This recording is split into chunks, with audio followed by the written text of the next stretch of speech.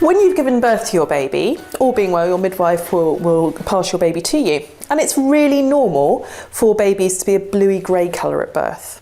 So don't worry if your baby is a bluey grey colour. They pink up really, really quickly, and your midwife will be there watching to make sure that your baby is breathing and that they're turning nice and pink. Your baby will also still be attached to the umbilical cord at this point, and umbilical cords are really, really large. So there are a whole group of blood vessels that join your baby to the placenta, which will still be inside your body at this point, and the umbilical cord will be pulsating. It's actually really great to try and leave that cord intact, and we're going to talk more about that in a second. But whilst your baby's attached to the umbilical cord, they're still receiving lots and lots of oxygen from your body. So don't worry if your baby isn't crying a huge amount to begin with. Babies that have had a lovely, calm, relaxed birth are often quite quiet. They'll have a big cry to clear their lungs, and then they'll want to sit or want to be held and to look at you. This is when you enter the next phase of labour, the third stage, and it lasts from the moment that your baby is born to the point where you have delivered your placenta. And it's part of labour that a lot of people forget about. It's really important to maintain that beautiful bubble, that birthing environment that we've spoken so much about. It's a really exciting time. Your partner might want to take lots and lots of photographs of you and your baby, but you do also need to try and make sure that everything stays very calm, very relaxed, and that you stay warm. It's very normal to get quite cold straight after you've given birth, and you'll be holding your baby as well, who might be a little bit wet and slippery. So it's a great idea to take something like an old dressing gown or a big old blanket that can be thrown over the top of you. You have different choices during the third stage of labour when it comes to delivering your placenta. Some people have what we call a physiological third stage. And this is where there are no drugs involved at all. You simply wait for your uterus to start contracting again, and the contractions of the third stage do feel a little bit different from the contractions of this first and second stage of labour. But your uterus will start to contract again, your placenta will come away and will be delivered. Placentas are quite large, but they're soft and squishy, so it's not like giving birth to your baby. A lot of people that they find that they just change position and the placenta may come away and literally fall out. Other people choose to have more of a managed third stage of labour. And traditionally, this is when you're given an injection as your baby's shoulders are being delivered, and that injection stimulates the placenta to come away from the uterine wall, and it will be delivered very quickly after your baby. Normally, when you've had that injection, your baby, as your baby's shoulders are being delivered, they'll want to clamp the cord and cut it immediately to stop any of that drug crossing the placenta. But at Ipswich Hospital, there is sort of a third way. There's a mixture of the two.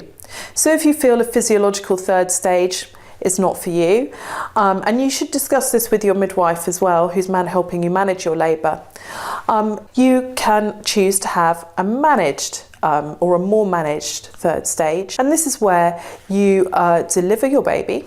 Your baby is given to you to hold, to have skin-to-skin contact. We wait 2 minutes, and then the cord is clamped, you're given the injection, and the placenta will come away and be delivered shortly afterwards.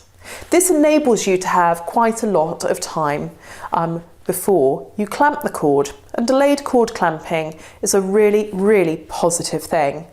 And we're going to talk about that in the next slide. The bonding hour. After you've delivered your placenta and your midwife has checked to see if you need any stitches. If you do need any stitches at this point, you'll be given a local anaesthetic, and your midwife will will perform any stitches that you require. You shouldn't feel anything at all, and it shouldn't take too long. But at this point, you'll be holding your baby anyway. It's a really great thing to try and have skin-to-skin contact with your baby after birth. It's a real bonus for your baby and for you as well.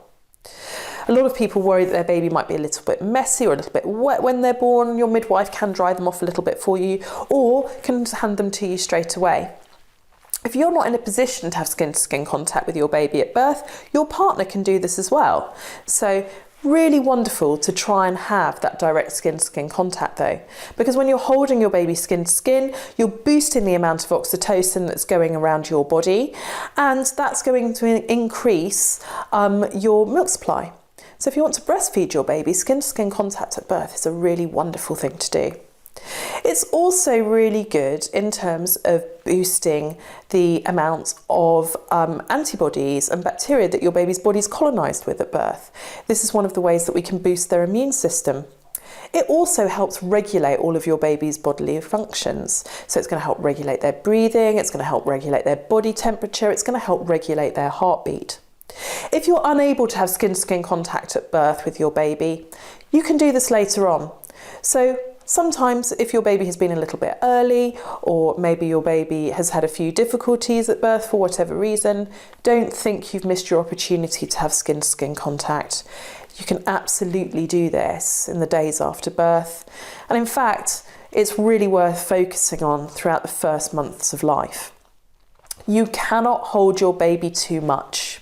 A lot of people are worried about spoiling their baby or creating a needy baby by holding their baby too much.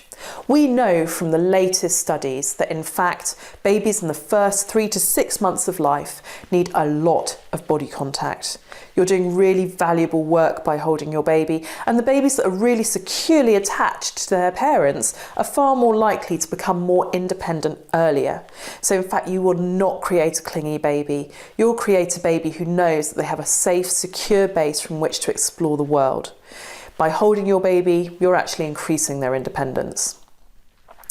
Partners can do skin-to-skin contact as well, and no matter how you're choosing to feed your baby, it's worth thinking about having a skin-to-skin contact when you feed them. So even if you're not breastfeeding your baby, you're bottle feeding them, try and have some skin-to-skin contact when you do bottle feed your baby, or encourage your partner to do the same. You'll probably be left alone during this hour after birth. Your midwife will want to leave you as a family. And if you are left alone, your baby will probably be monitored just to make sure that everything is okay. Take time to look at your partner as well while you're holding your baby in this first hour after birth. The more connection you can make with one another, it's going to increase the bond between all of you in this postnatal period.